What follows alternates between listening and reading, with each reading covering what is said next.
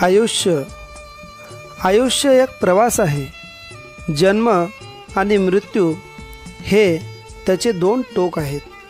ज्या गोष्टीची सुरुवात असते त्या गोष्टीचा शेवटही ठरलेला असतोच, परंतु सर्वांच्या लक्षात राहतं ते आपण कसं जगलो आणि इतरांशी कसं वागलो।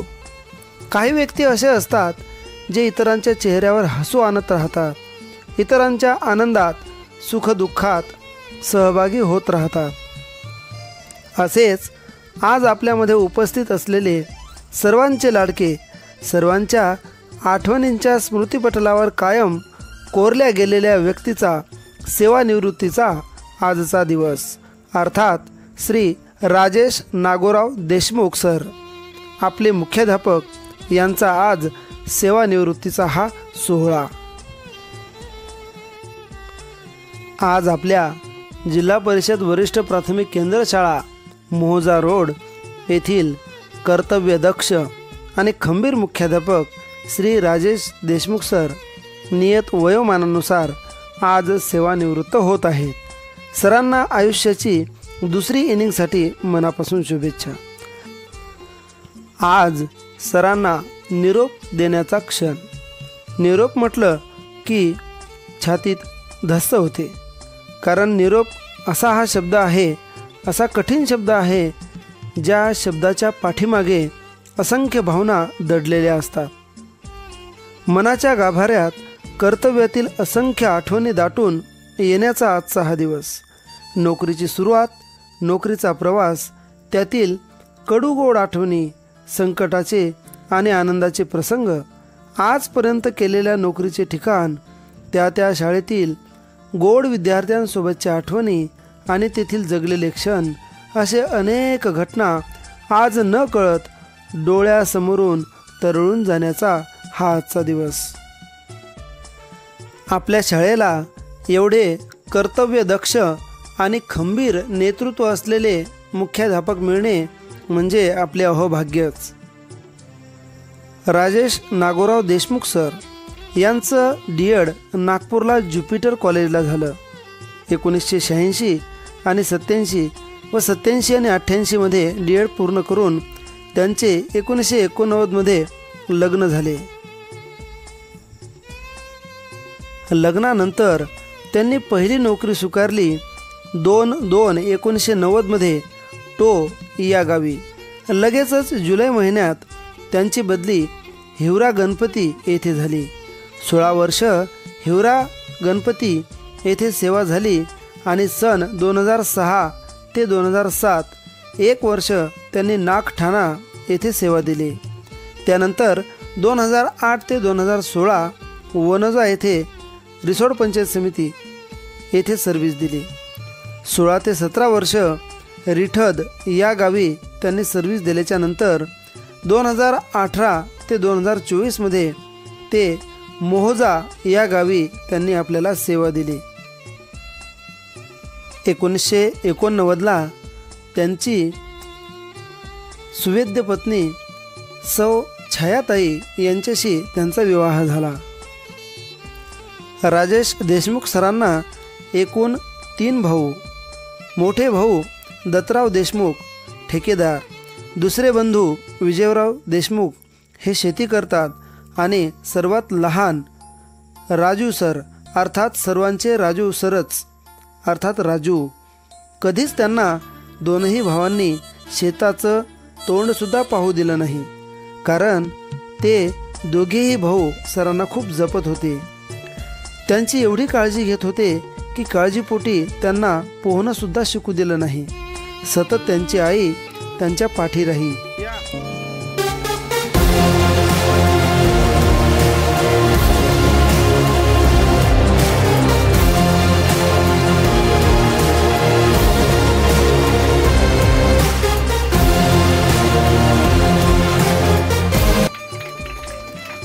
सरांचा शाळेतील मुलांनी स्वतः आयोजन आणि नियोजन करून यावर्षी केलेला वाढदिवस ही सरांच्या कामाची पावती आहे। मुलांना जीव लावणारे शिक्षक असले की मुलंसुद्धा जीव लावतात, हे यातून आपल्याला सहजच दिसून येते, कारण आपण जे देतो तेच आपल्याला उलट दिशेने मिळत असते. सरांच्या कार्यकाळात जिल्हा परिषद शाळा मोहजा रोडने भरपूर प्रगती केली, एक वेगळी छाप आपली स्वतःची तयार केली. सरांच्या कार्यकाळात शाळेचा पट वाढला, शाळेने विविध उपक्रम घेतले. सरांच्याच कार्यकाळात सहलीचे आयोजन केले. सहल आयोजित करताना किल्ले असतील किंवा अवघड ठिकाण असेल तिथे सुद्धा सरांच्या मार्गदर्शनात आणि नेतृत्वात शाळेने सहली आयोजित केल्या. सांस्कृतिक कार्यक्रमाचे आयोजन केले. सरांच्या कार्यकाळातच शाळेला चांगले दिवस आले. सदैव विनोदी स्वभावामुळे सर एक दिवसही शाळेत न आल्यास त्यांची कमतरता जाणवायची आणि आजपासून तर सर रोजच येणार नाहीत तर आमच्या मनाची काय घालमेल होईल हे आम्हालाच ठाऊक. सर आल्याबरोबर बाहेरील म्हणजे शाळेच्या बाहेरील सर्व कामे करायचे. झाडाला पाणी देणे, शाळेची स्वच्छता करून घेणे आणि परिपाठाला मुले उपस्थित करणे, सर्व उद्यापासून नसेल ही भावना मात्र मनाला वेदना देणारी आहे. शाळेच्या शेवटच्या दिवशीसुद्धा सर शेवटपर्यंत कामात मग्न असणारे, उद्यापासून सहवासातच नसतील ही कल्पनासुद्धा करावीशी वाटत नाही. आम्हाला ज्येष्ठ बंधू, एक जिवलग मित्र म्हणून, मार्गदर्शक म्हणून ते कायमच स्मरणात राहतील. एक आधारवड उद्यापासून अचानकच त्या वृक्षाची प्रत्यक्ष सावली नसेल ही कल्पना मनाला खूपच वेदना देणारी आहे. असं म्हणतात की जिंदगी में बड़ी शिद्दत से निभाओ अपना किरदार, जिंदगी में बड़ी शिद्दत से निभाओ अपना किरदार की पर्दा गिरने के बाद भी तालियां बजती रहे. आणि याचप्रमाणे राजेश देशमुख सरांसाठी मोजावासियांच्या टाळ्या चांगल्या कामामुळे अविरत वाजत राहतील. सर कायम स्मरणात राहतील असे काम सरांनी केलेले आहे. गावकऱ्यांच्या स्मृतीत राहून सदैव आम्हाला प्रेरणा देत राहतील असे आदरणीय देशमुख सरांना त्यांच्या आयुष्याच्या दुसऱ्या इनिंगमध्ये भरभरून शुभेच्छा. खरं तर सेवानिवृत्ती हे काही वेगळं नसतं. राहिलेलं आयुष्य भरभरून जगण्यासाठी ते देवाने दिलेली एक संधी असते. या संधीचा फायदा घेऊन सरांनी भरपूर जगावं. ज्या गोष्टी तुम्ही आतापर्यंत आम्हाला सहकार्य करताना त्याबद्दल खरोखर सर्वांचे आभार. यानंतर पुढच्या 26 जानेवारीला मला काही संधी मिळणार नाही, त्यामुळं हे माझं या 26 जानेवारी निमित्त शेवटचं भाषण असं का समजा. मला खरं सर्वांचे आभार मानायचे होते. त्याच्यामुळे मी सरांना सांगितलं की मला एकदा 2 मिनिटं संधी द्या. प्रत्येक गोष्टीत तुमचं सहकार्य आहे आणि अनावधानानं किंवा एक पद असते, एक जागा असते मुख्याध्यापकाची आणि त्याचे सुद्धा कर्तव्य असतात. ते कर्तव्य पार पाडताना जर कोणाचं मन दुखावलं असेल तर खरंच क्षमा करा, कारण त्यावेळेस तसं बोलावंच लागतं. आनंदाची बाब अशी आहे की तुम्ही दिलेल्या पैशातून झाडे व्यवस्थित झाले, कोणी खोडी करत नाही, पाईपलाईन झाली, बोर झाला, पाणी फिल्टर आलं, पाणी चालू झालं, सगळं आनंदी आनंद आहे. त्याच्यानंतर आता प्रोजेक्टर आलं, ते पण चालू होईल. 1-2 दिवसात त्याच्यात तांत्रिक प्रॉब्लेम आला, त्याच्यामुळे त्याची सुद्धा कपलिंग टाकलेली आहे. 2 दिवसात ती चालू होईल. लायब्ररी आली, ते सगळं तुमच्यासाठी ओपन केलेलं आहे, आता तुम्ही पाहू शकता. आणि यानंतर जे काही शिक्षक येतील त्यांना तुमचं असंच सहकार्य राहू द्या. एवढीच माझी कळकळीची विनंती आहे तुम्हाला की जेव्हा तुम्ही आता राम मंदिरासाठी किंवा मराठा आरक्षणासाठी तुम्ही हा खिशात हात घालून मोकळेपणाने खर्च करता, तसेच शाळेसाठी थोडेफार का होईना ज्यांच्याकडे पैसा नाही त्यांना फक्त एवढं म्हणलं सर सांगा आम्हाला काय करायचं, कुठे गड्डा करायचा, कुठे प्लस्टर करायचं, कुठे एखादा तार लावायचा, कुठे काही जाळी ओढायची, एवढं जरी म्हटलं तरी आम्हाला खूप आनंद आहे. कारण आम्ही आमची मुलं सोडून आम्हाला तिकडे स्वतः जाऊन सरांना सुद्धा करावं लागते काम.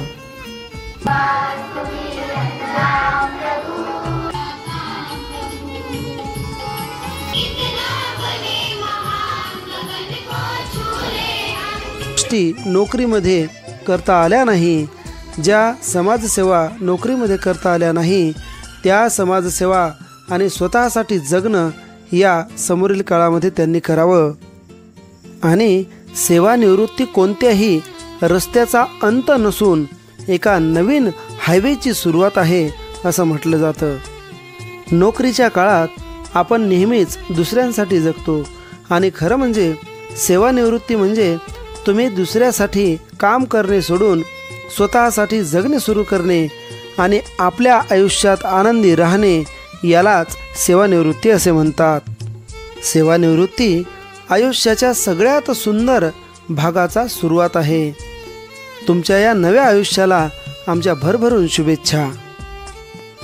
सरांनी या पुढील काळात उर्वरित जग पाहून घ्यावं, भरपूर पर्यटन करावं, नोकरी काळात जे जे करता आलं नाही ते सर्व करून घ्यावं, जगून घ्यावं. नोकरीच्या संपूर्ण काळामध्ये राजेश सर नसून मुलांचे ते राजू सर होते आणि हा राजू असाच शेवटच्या क्षणापर्यंत आनंदी राहो. आमच्या भरभरून शुभेच्छा.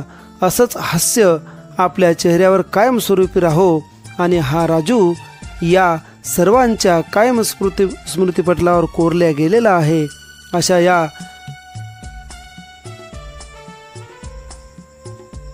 सर्वांच्या लाडक्या आणि आवडत्या व्यक्तिमत्वाला सर्वांतर्फे भरभरून शुभेच्छा देतो आणि व्हिडिओचा शेवट सरांचं अत्यंत आवडत्या गाण्याने करू आणि ते गाणं म्हणजेच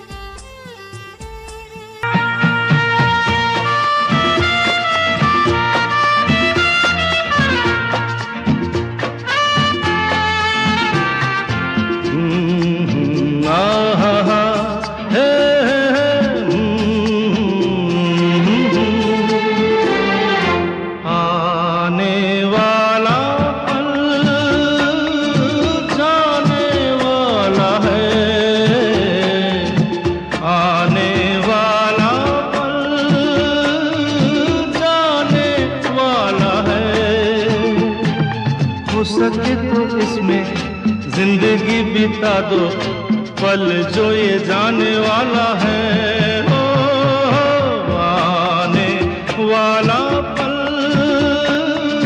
जाने वाला है.